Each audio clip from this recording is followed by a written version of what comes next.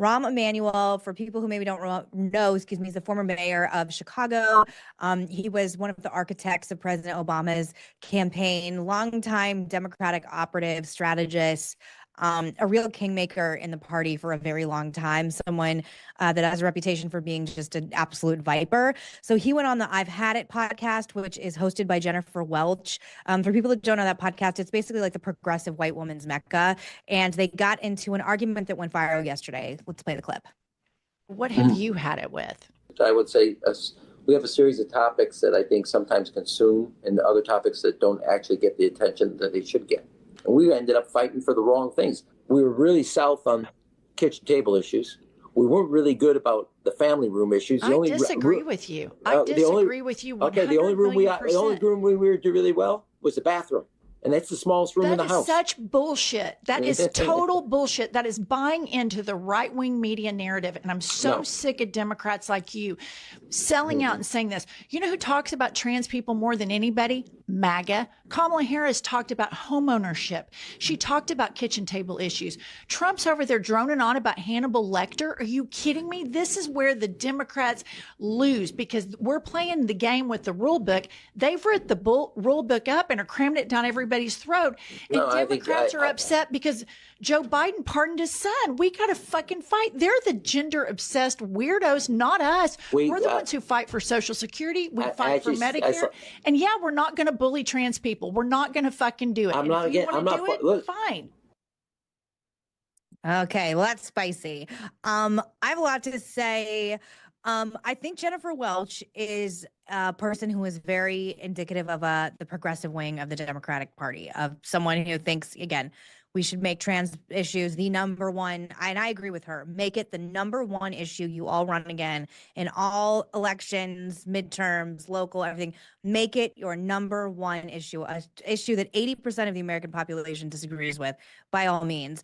But I do think she's representative of a segment of the party, and Rahm Emanuel is trying to say that they need to go back to, I think he said family room issues like the economy, everyday meat and potato issues, not to, use a metaphor. What do you make of that? What was your first reaction when you saw that clip, Miranda? My first reaction is that I understand the point that she's trying to make and I agree with her. I think she's right, because when you think back to the primaries and the speeches that were being made, the Kamala Harris, Tim Walz, he was picked largely because he was like an everyday, normal, regular guy and did talk about daily life issues. And Trump was giving these rambling, bizarro, weirdo speeches because that was a lot of the stuff that we laughed about is, why is he talking about Hannibal Lecter? She's right. She's not wrong. But one of my biggest gripes with MAGA and Trump is this colossal lack of respect for the institutions and the way that we do things and the respectful way that we communicate with each other, even though we have different ideas about how things should be. Like, yeah, I don't want to bully trans people. And yeah, I do want to come to a collective solution that works for everybody. And I don't like the way she was speaking to Rahm Emanuel. We don't need to go like dark blue on everybody. But maybe we do. I don't know what the answer is right now, because clearly what Rahm Emanuel's faction of the party has been doing isn't working. And what Jen Welch's faction of the party and wants to be doing isn't working. So there has to be some kind of happy gel medium that works. And if it's this like mean blue, dark blue version of it, I don't like it.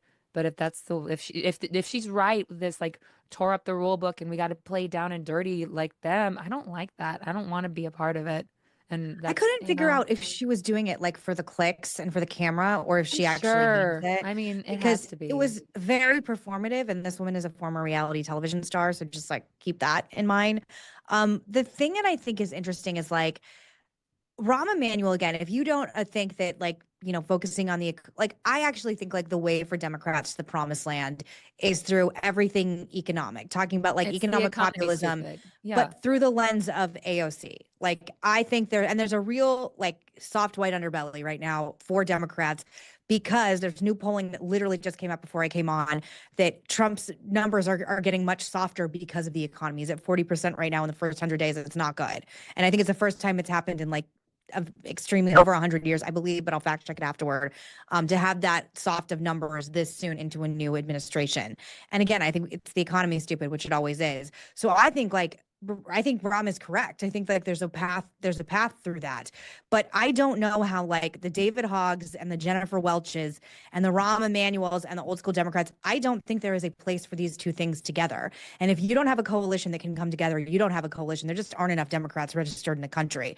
So what's interesting to me is I would want to know from Jennifer Welch and people like her, because in my life, I know people who would rather lose elections forever than win on a platform that doesn't make trans bathrooms issues one of the top 4 platform issues. And it's interesting because Republicans come together, like MAGA and non-MAGA really, especially right now, can really peacefully coexist because there's end goals that we all like. And for Democrats, it's just like, you guys just you're like piranhas in a tank. She has no reason. And by the way, Jennifer Welch, thank Rahm for giving you the only politician, the only Democrat politician, President Obama, who can still bring crowds and who still has a big platform. I know it's not what it once was, and no one's saying it is, but he's still like arguably the strongest, most powerful Democrat in the country, and probably will be until something changes. And that whole thing existed because of Rahm Emanuel. So I just find it interesting that someone like her is lecturing a man who has elected someone president and gotten himself elected in office as well. I found it very, very rude. How do you think they can coexist? Because I don't see how it's possible. And I actually like one of the things I was telling a friend just recently is I think that JD Vance has a very good chance at becoming president, not just because of his political talent, which is, he's certainly not Trump, but it's there, but because Democrats are still just so bad at this and so shitty. Again, if you want Jennifer Welch, if you guys want to do clicks and like be passed around on TikTok and like, yes, queen about everything, that's fine. It's not going to win you anything anywhere. And also she lives in Oklahoma. Like, you live in a red state, maybe like, help make your state more blue if you're a genius and you know how this all works better fill than up the your rest of city us do. council. Yeah. You know what? I've had it with everyone being assholes to each other all the time. Same. God, you know who I like is in this vein, in this like fantasy world of people coming together in kumbaya. If we want to go that way, Mayor Pete, he's someone who, Yeah, and he just went on the Flagrant podcast and did a very good job, which I was surprised that A, he went on, and B, for people who don't know, it's Andrew Schultz's. It's like a very bro-y, but political podcast. He makes it a point to speak to people. I'm doing my politician hand. He makes it a point to speak to people on the other side of the aisle. He goes on Fox News. He wants to talk to MAGA people. He wants to speak to Middle America. He's not going to Coachella. No shade to Bernie and AOC, but he's not going to Coachella. He already knows that those people are going to vote the way that he wants them to vote. He's trying to reach the people who are like, I tend to vote Republican, but I don't love this. I don't love what Donald Trump's doing. I'm not into the tariffs. I don't like that, a hot dog is going to cost me $45. So I'm going to maybe hear what Pete Buttigieg has to say. He's a military guy. He's a family guy. He's a parent. He has kids in school. He's just like me, except for he's gay. He's also not an asshole. Like, I've met him many times. Mayor but Pete he calls people on their shit. Not an asshole. I will say that. And I have been very tough on him to his face, and he took it like a champ. He takes it. He's not an asshole. And like, I agree with you. I think that I really like Mayor Pete's style. So I think that if we have to figure out a way to like jellify this Rahm Emanuel and Jennifer, I've had it situation, I think that maybe he's a good representative of what they maybe both want.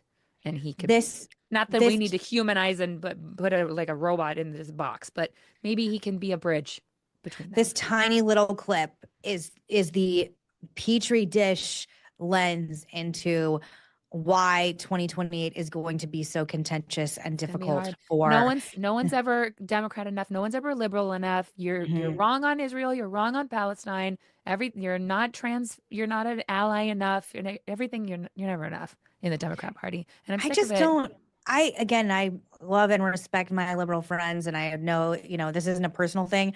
I really don't understand why you guys don't want to win more. I don't get it. Independent, dude. I can't be with anybody because I don't fit in anywhere.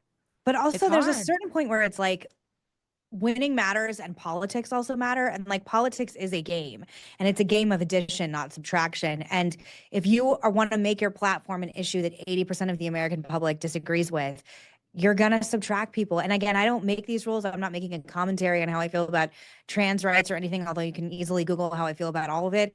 I just, it's fascinating to me that it's like, they will die here. And when I mean die, like their party will die. And then I really don't know what happens next, but you cannot have both. You cannot have Rahm and Jennifer Welch. So if they end up nominating like someone who's incredibly like wildly progressive, it's going to be a really interesting social It's going to be a experiment. lose.